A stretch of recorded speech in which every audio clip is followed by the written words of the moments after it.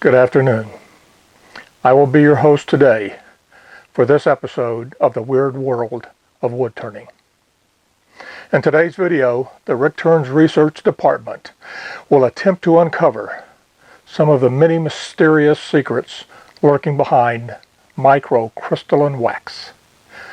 Just how small is it anyway? Can it only be used on miniature turnings? Can it only be used by wood turners under 5 feet tall? Or perhaps only wood turning hobbits can use it? Finally, and most importantly, is it a dessert topping or a floor wax? I'm the Rick and Rick Turns. Please join me today as I look for the truth in the myth of microcrystalline wax. Thank you. All seriousness aside, I want to test microcrystalline wax to see if it's something I would like to use on my wood turnings. I've read about microcrystalline wax occasionally. There is a product, of course, Renaissance wax, which is a blend of microcrystalline wax and other things. There's a few other commercial products available, but I've never used it before. I've seen other wood turners videos and articles, and they swear by it. Greatest thing since sliced bread. But I never have bought any because I always thought it was too expensive. Used to come only in a fairly good sized tin, and it ran about $30 or $32 or something like that, which is like borderline wallet cringing for me.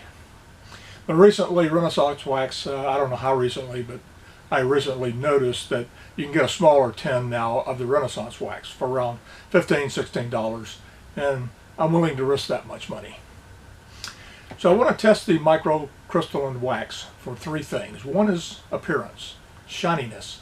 I like really, really shiny wood turnings. And I do all my small stuff with friction polish because it comes up with a really good shine. I want to see if I coat the finishes that I normally use with friction polish with microcrystalline wax. Will it give me a better finish, a shinier finish than carnauba wax or than no wax at all? I also want to test it for a couple of things that it is supposed to be really good for, and that is wear resistance, fingerprint resistance, and water resistance. It's going to be hard to test for some of those perhaps, but I'm going to make an attempt to do it. Now, I've got some spindles of wood that I divided into 3 pieces, a long spindle with 3 sections in it. And on each section, I'm going to put one type of wax. The first one's going to be Renaissance wax. Second one is going to be a pure microcrystalline wax. That is, it's not a blend of anything else, just plain old microcrystalline wax. And the third section is going to get carnauba wax. I'll apply the wax, I'll polish it up, and then I'll take a look at it and see how's it look. I've got 4 different spindles of 4 different woods. And on each one of those spindles, I have a different type of finish. I've got tung oil. I've got one that's finished with friction polish. I've got one that's finished with a wiping varnish. And I've got one that's finished with just a sanding sealer, which is really just diluted shellac. So on those 4 spindles, I'll apply the polish it up, and check it out, and see what happens between the 3 types of waxes on those woods and those finishes. After that, I'll attempt to see what the wear resistance might be by kind of getting my hands dirty, maybe a little bit body oil on it or something like that, running the lathe at a low speed and pushing my fingers against it. I don't have time to sit the piece out for several years and handle it once or twice a day, so I'm going to try and simulate a lot of handling by doing it rather quickly on the lathe. We'll see what happens there. And finally, water resistance. Not too hopeful I'm going to see anything there because it is a spindle, it's round. Water I drip on it's just going to roll off. So I don't know if I'll actually be able to tell anything there. It will be interesting to see what else might come up. Before we get started, I want to go back to my computer and just give you some background on exactly what microcrystalline wax is and what the products are that you can buy or where you can buy the pure stuff. All right, let's get started. Back at the computer, let's take a look at microcrystalline wax, just briefly to see what it really is. Microcrystalline wax, as you can see right here, this is the formal definition of it. It's derived from petroleum refining. And that, of course, makes it quite a bit different from beeswax and carnauba wax, which we're familiar with. Beeswax and carnauba wax are much closer to nature. Beeswax coming from bees and carnauba wax coming from carnaubas. That's a little wax joke. Carnauba wax really comes from a plant in South America. Microcrystalline wax, it gets its name because its crystal structure of the wax itself is very fine, much finer than paraffin, which is also derived from petroleum. Microcrystalline wax is fairly hard, fairly flexible, and that leads to its resistance to fingerprints. That fine crystalline structure also enables the wax to bind solvents or oils, and this probably is what helps it resist dirt and wear more. Now, there's three categories microcrystalline wax, as you can see right here. Generally the kind that we're interested in is this one right here, the hardest one. 85 to 95 degrees, that's about 185 degrees Fahrenheit, which is its melting point. The melting point of carnauba wax is about 180 degrees, as I recall. As you can see right here, there are a lot of different uses of microcrystalline wax other than just putting on wood turnings. It's used in cosmetics and making candles and making certain artist products, packaging, adhesives, chewing gum, ink, plastics, custom jewelry making. There's probably a lot of other things it's used in as well. And if you're looking for it online, you're going to find different colors of it, from dark brown to almost white, depending on the amount of refining of the wax after it's extracted from the petroleum process. So let's switch over and look at Renaissance wax. Renaissance wax is a commercial product that is pretty much mostly microcrystalline wax. Renaissance wax is where I first ever heard about this. It's been around for quite a while.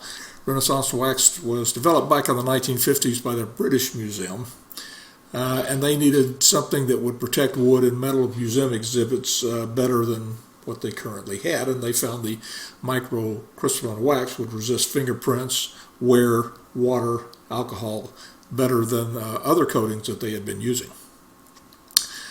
Now, in 1968, the London-based company Picreator began commercial production and distribution of Renaissance wax, making it available to the common folks such as us. According to the MSDS for Renaissance wax, it is not classified as hazardous. Though I'm not sure I'd eat it, but I don't feel the necessity of putting rubber gloves on when I handle it in the workshop either. There are a few other products that are similar to Renaissance wax that I've managed to track down anyway, and there's probably some that I don't have here. Woodcraft carries one called Doctor's Woodshop Microcrystal Wax Bowl Finish, which is a mixture of walnut oil and microcrystalline wax. Then there is Dr. Kurt's Versa Wax Microcrystalline Polishing Wax. And I think I found this on, Woodturner's Catalog or Craft Supplies. Another product I found, this is on Woodcraft, is Bora Protect Tool Wax Polish. So here we see microcrystalline wax being used as a protector for metal. And I think I'm probably going to be using microcrystalline wax to wax the bedways of my lathe. All right, let's switch back to the workshop now. Late breaking news. This is a product I had missed a little bit earlier when I was preparing the video, Hampshire Sheen. Hampshire Sheen has a number of different waxes, and apparently all, or at least a few of them, contain microcrystalline wax. a blend of food-safe Danish oil, carnauba wax, and microcrystalline wax. And one of their products right down here is apparently the microcrystalline wax is fingerprint water resistant. And apparently it doesn't mention carnauba wax here, so this is probably all microcrystalline wax. And Hampshire Sheen also has their carnauba wax stick, which is features both carnauba wax and microcrystalline wax. All right, let's move on again. These are the three waxes that I'm going to be applying during my test. Now this is plain, pure carnauba wax. I bought a 1 pound block of this many years ago, and I still got a lot left. I melted it down and I poured it into a little mold to make these little sticks here. And I'll use a little stick. I'll charge my buffing wheel with it to make it a polishing wheel for small turnings, weed pots, and other small things like that. I'll just apply that stick right up against the turning wood and let it melt in a little bit there. Now this is pure microcrystalline wax. It hasn't been mixed with anything to alter its properties or to make it soft. This thing is hard as a rock. If you're using it for a furniture polish or something, that's not really a good property. You'd want to mix it with something to soften it. But with the wood turning, I'm going to cut off a small block of this and I'll just jam it up against the wood while the wood's turning at a high speed. And that's the way I'll apply that, just like I'll do the carnauba wax. Now, the third product here is, this is Renaissance wax. And you've probably seen it. It's been around a long time. Renaissance wax, it has been blended with other things. I don't know exactly what, but it is quite soft. If you take a look at it, it's sort of like hard butter, where this is like hard rock.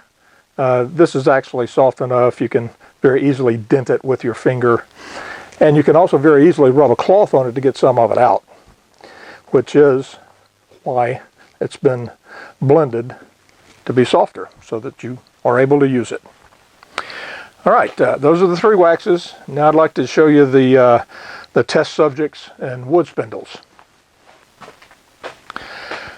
These are the 4 spindles that I'll be using for my test. I wanted 4 spindles so that I could have 4 different finishes to put the polish or the wax on top of. This is Paddock or Paduk or however you like to pronounce it. It's a beautiful orange colored wood and it has friction polish on it. And it's set up now for well over a week.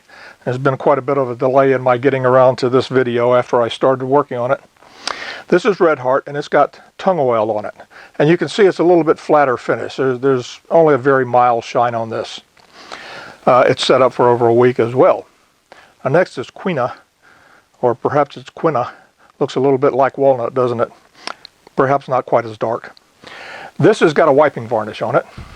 2 coats of a wiping varnish. Generally, 1 coat's not real good. All 3 of these have 2 coats of their finish, whatever the particular finish is on them. And then finally we've got Purple Heart, and this has a sanding sealer on it. And I'm not going to do any testing on bare wood because that's just not a way that I would use wax anyway. All right, what I have here is a piece of Red Heart, and this is the piece that has tung oil on it. I'm going to put Renaissance wax on this section.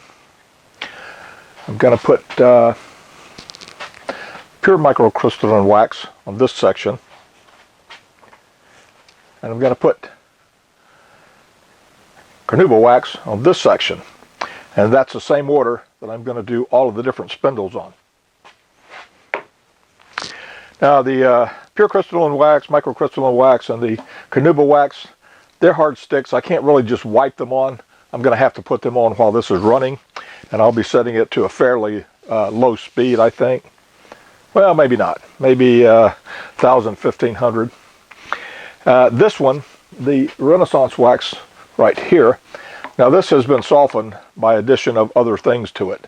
I'm not sure what other things, but it applies much better with just a piece of paper. I can't just hold that up to it. Wouldn't work all that well. So I'm going to go ahead and apply my wax. Renaissance wax, apply it with a paper towel. Just get some on there, and I'm just going to wipe it on just like that. According to the instructions, it dries instantly. Microcrystalline wax. And I'm right at 1200 RPM here.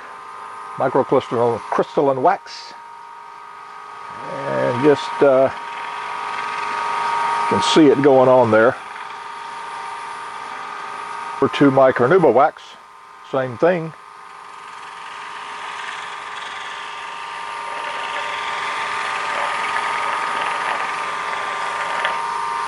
And for actually polishing it, see, I'm about 1200 now. I'm going to go up higher. I'm right about 2000 RPM. And I've just got a piece of soft cloth here. This is basically t-shirt material. And I'm putting enough pressure on it to heat up my finger underneath the cloth pad. All right, fresh cloth. I don't want to get any contamination from the Renaissance wax to the other two. So a fresh cloth.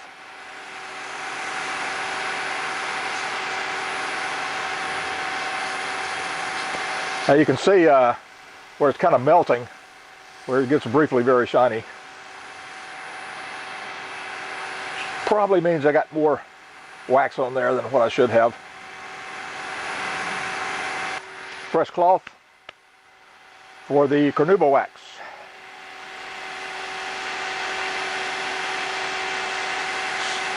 Now I am going to let this sit for at least 60 seconds. And then I'll be back and I'm going to polish it again with the appropriate cloth. Maybe I'll even put on a second coat. I think that's probably the best idea. I'll put on 2 coats of wax on each one of the spindles here. Okay, it's been 60 seconds. Another coat of the Renaissance wax right here. Microcrystalline wax pure. Not as heavy this time.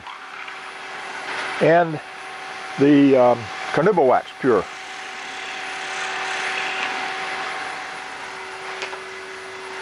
Polishing the Renaissance wax cloth here.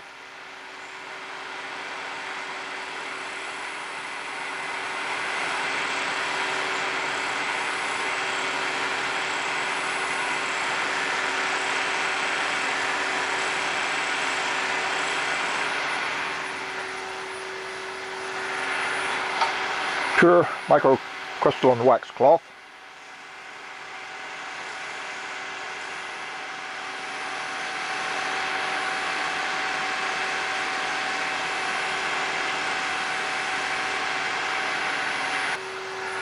And finally the carnauba wax cloth again.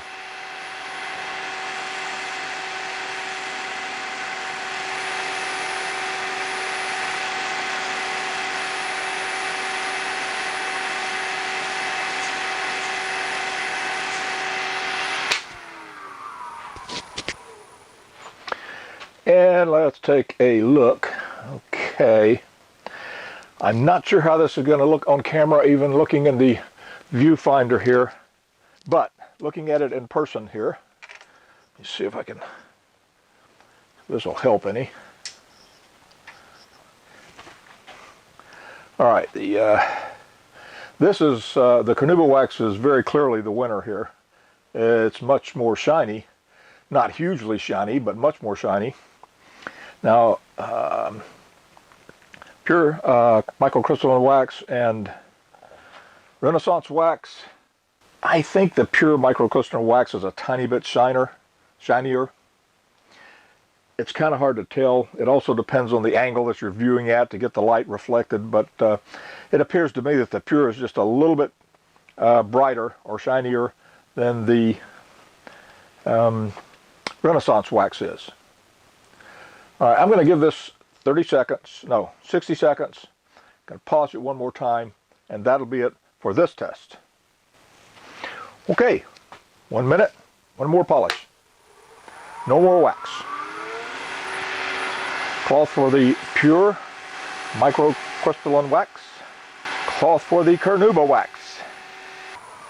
And let's take a look at what we got here. Once again, the carnauba wax is clearly shinier.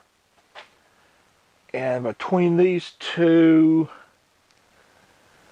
once again, it's extremely difficult to tell. Looking at this without the light shining directly off of it, without the direct reflection, this looks a little bit shinier. I put my head over on the side and look down this way. This and this look pretty much the same. Okay, now I am going to switch to my next sample.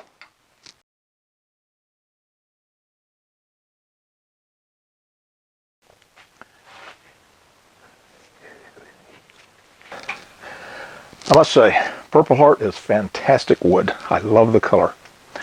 All right, looking at it square on, it looks to me like carnauba wax is a little bit higher shine, but not by much.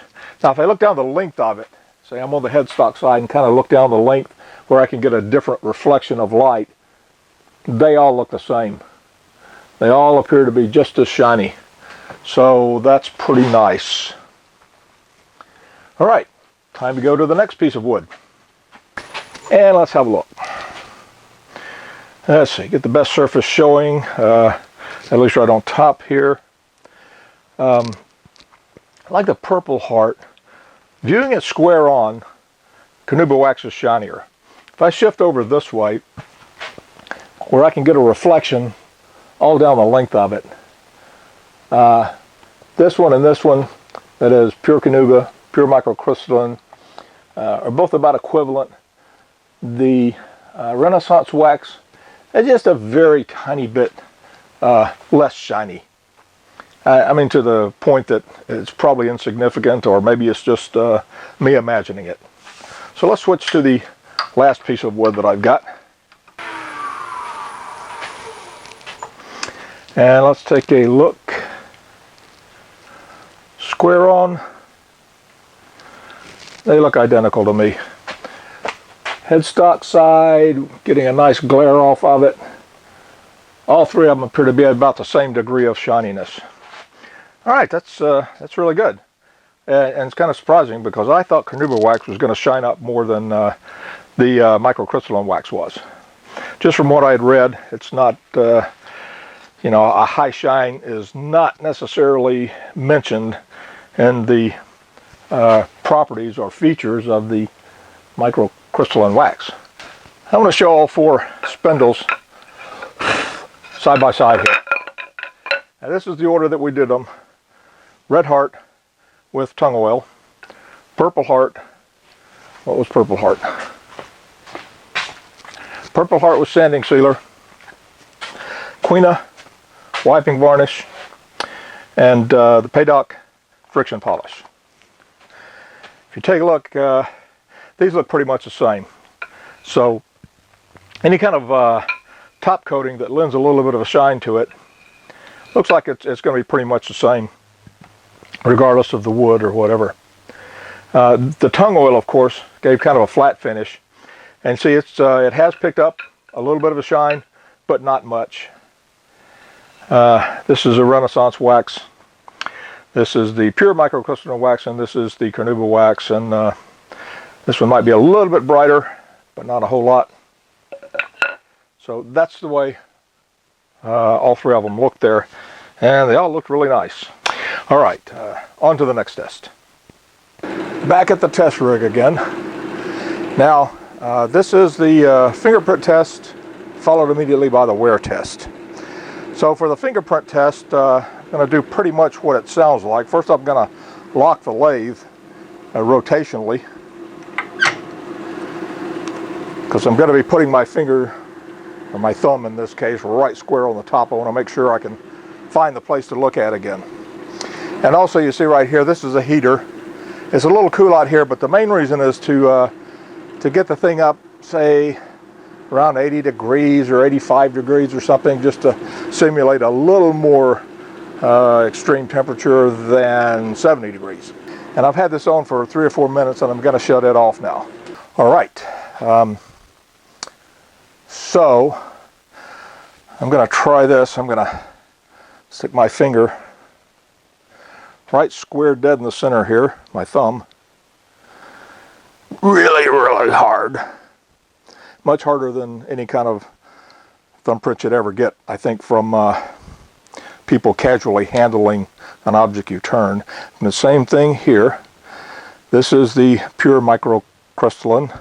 This is the Renaissance wax, and this is the carnauba wax. So I've got them all about the same time limit. Now let's see if I can actually see a fingerprint on there, and that's probably going to be the hardest thing right there. See if I can get a side view or...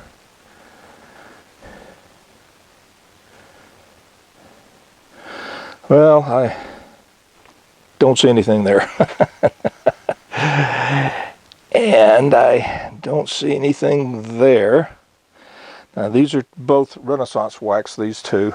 There shouldn't be anything, because that's one of its claims to fame. We won't get fingerprints on it. Let's see what we got here.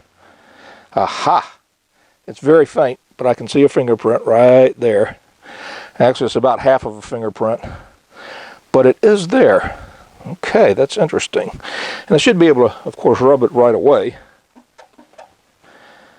Yeah, not too surprising, but nevertheless, the two Renaissance waxes here did not take a fingerprint, whereas the carnauba wax did. Just want to check again. I want to make sure. Do not see any fingerprints there. Okay, that's good to know. Not sure if that's a totally fair test. It's not the same as sitting out in a room for a year or two with people occasionally handling it once a week or once a month. So let's try the next test here, and this is the wear test, and this is even more difficult than the fingerprint test, really.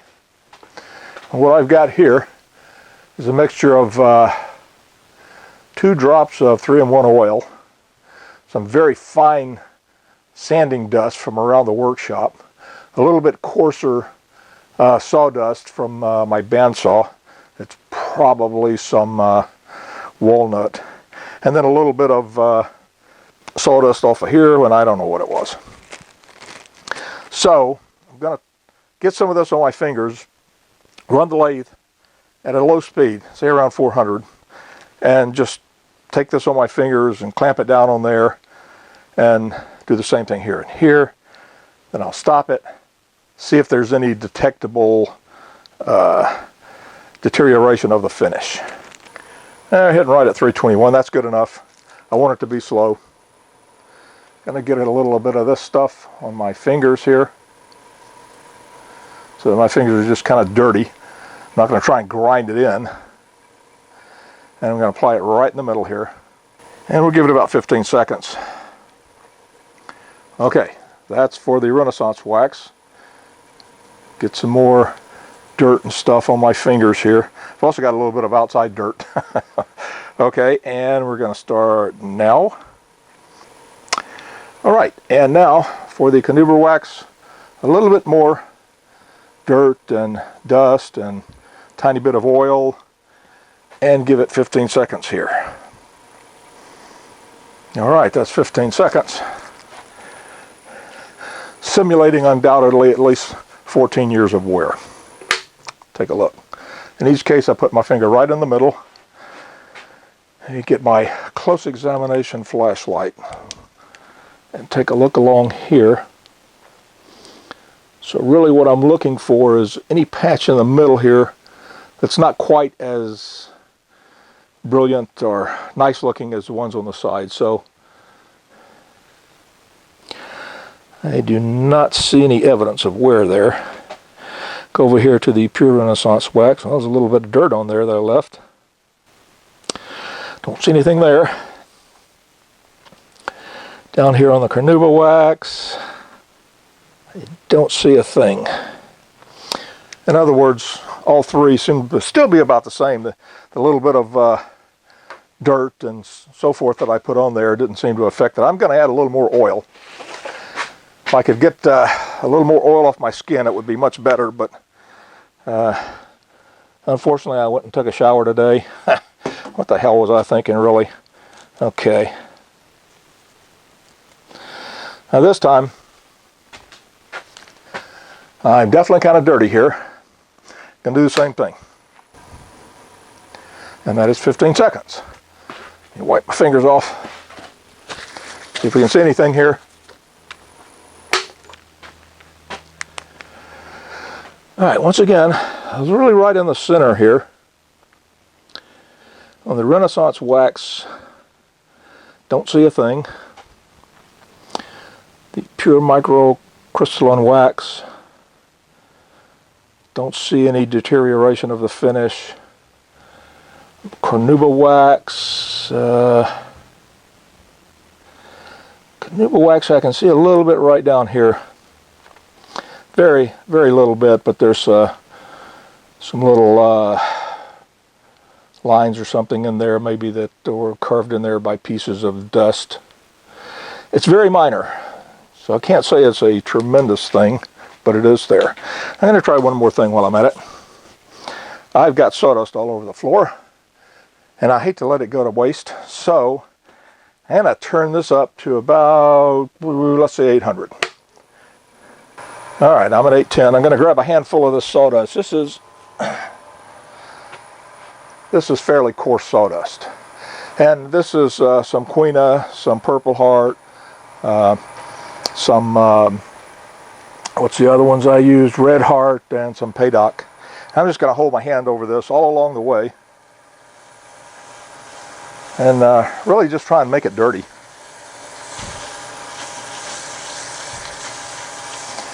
And I think I've succeeded in making it dirty. So before I clean it off, let's just have a look.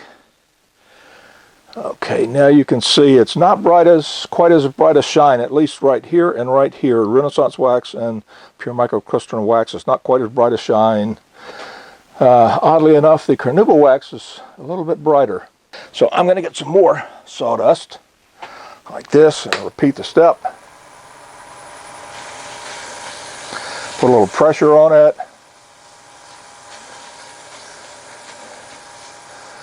Now, I'm going to do what I didn't do before.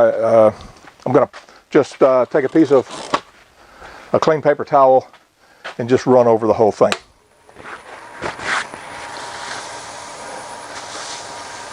So if this were really something you had finished in your house, got dirty, you might pick it up and dust it occasionally, maybe even wax it again. I don't have any wax on this again, but I just want to clean this off, give it a little bit of a buff. And let's take a look at it again. All right, that looks pretty good. I don't think, well, I don't know. This section and this section about the same degree of shiny. This section might be a little bit shinier.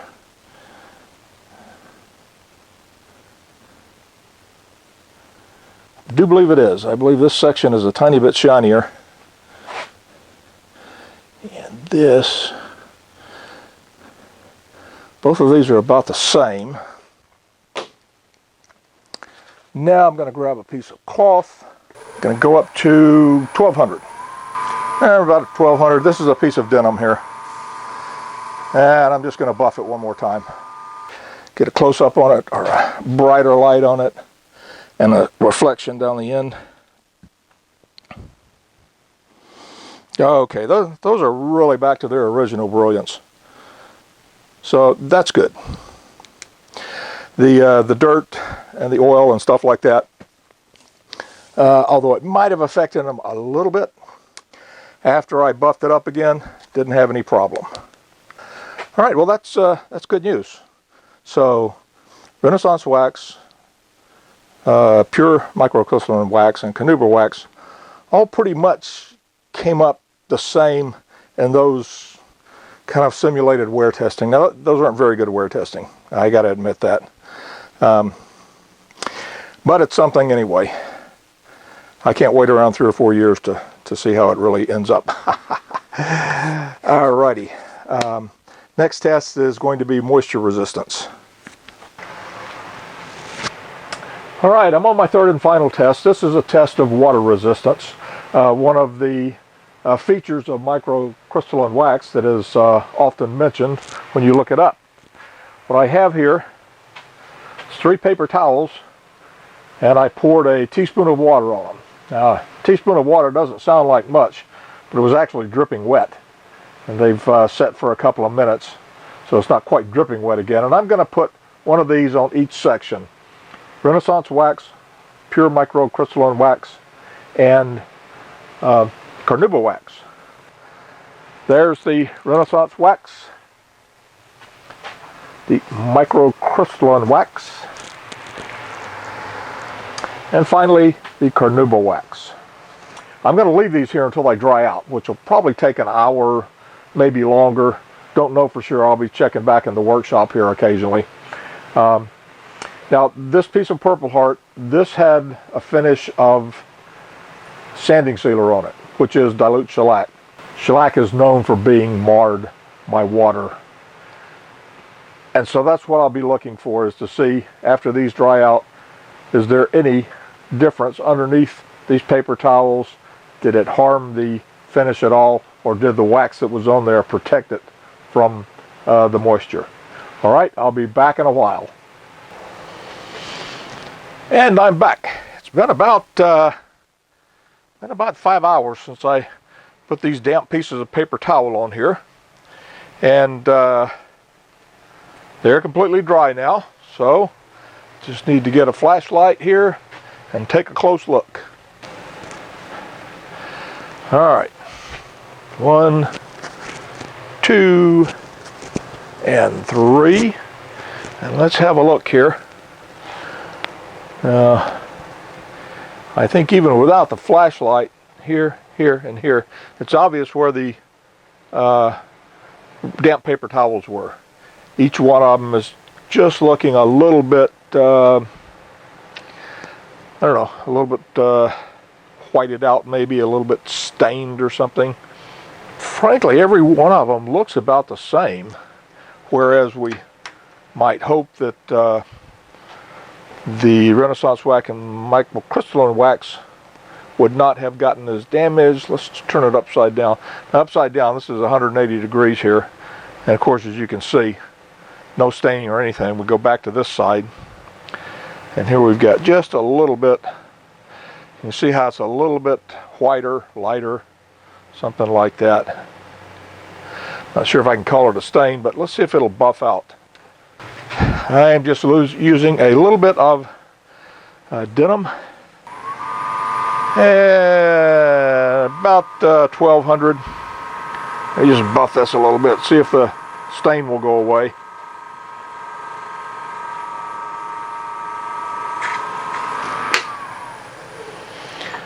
And here we are, and it has not. Okay, so the carnauba wax seems to be a little bit more discolored than the Renaissance wax. This one, pure microcrystalline Renaissance wax. The Renaissance wax, after buffing, appears to have come through the best, but it's still got a stain there. There's no question about that. So it does appear to me that the 3 different waxes all resisted moisture pretty much the same degree. All right, I think it's time to go and summarize the results. Okay, so after all this fiddling around with wax and wax and wax, spindles and everything else, what did I decide on? Well, my conclusions are, first of all, it's really hard to say microcrystalline wax over and over and over again. But anyway,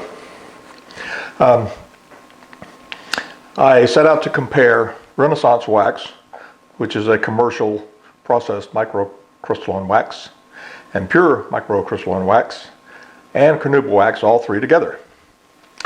So the first thing I looked at was the brilliance of the finish, or the shininess, basically, because I like a real shiny finish when I do most of my work.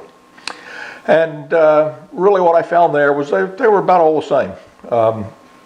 That surprised me some because I did not expect the microcrystalline wax to polish up quite that shiny. When I put the 3 waxes on a piece of wood with an oil finish on it, a tung oil finish, only in that particular one did the carnauba wax outshine the microcrystalline wax. On the other 3 spindles, with 3 other different finishes, all 3 waxes pretty much look the same. They all shined up very, very nicely. And then the second test I did was fingerprint and wear resistance. And that is one thing that's the stated reason for having, for the Renaissance wax being developed by the British Museum, because other waxes such as carnauba wax and so forth would show fingerprints, did not really wear very well. And so what I found, first of all, in the fingerprint test is carnauba wax did show a small fingerprint smudge. It wasn't huge, but there was something visible there. Whereas the pure microcrystalline wax and the Renaissance wax, they did not take a fingerprint. So the microcrystalline wax is definitely more fingerprint resistant than carnauba wax. Now the wear testing, when I rubbed dirt and other stuff on the surface of the waxed spindle, there was a little bit of dulling from doing that on all 3 waxes, but after I buffed it up again, they all buffed up just perfectly and were just as shiny as before I started. So they protected pretty well against wear. And then finally, I wanted to test moisture resistance, another thing that is claimed to be superior by the microcrystalline wax.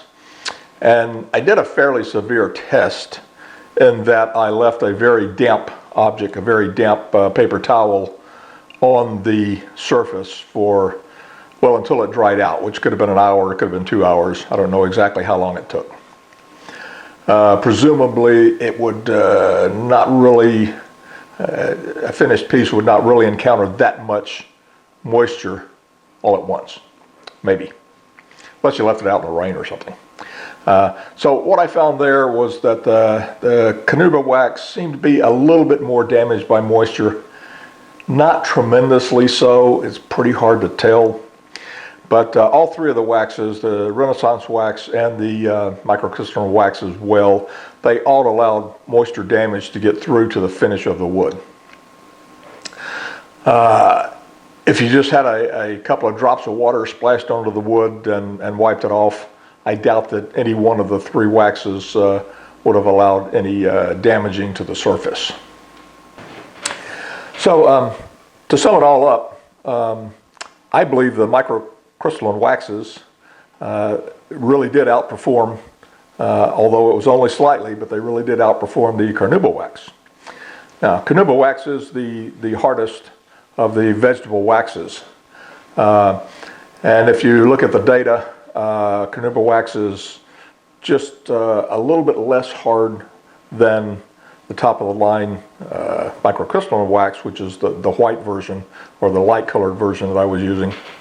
And also the microcrystalline wax, the white version, has a very small, very slightly higher melting point than the carnauba wax. And that may contribute to its better performance in some areas than carnauba wax.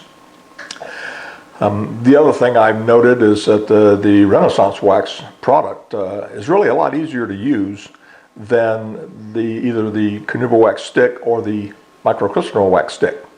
With the wax sticks, they're very hard, and of course you push them up against the turning while it's running to get some wax on there, and that does work. I've done it for years. But I found that the Renaissance wax being softer, you can pick it up on a cloth and spread it all over the area that you want to wax, and really I found that was just a lot easier to use. So going forward, I'm probably going to switch to the Renaissance wax for my purposes on the occasions that I use wax. And I've got nearly a pound of pure microcrystalline wax left over. I'm going to find a way to melt that down and mix it with something and come up with a formula that's a little bit more like the Renaissance wax, and that will probably give me a lifetime supply of it. I hope this was of interest to some of you. See you next video.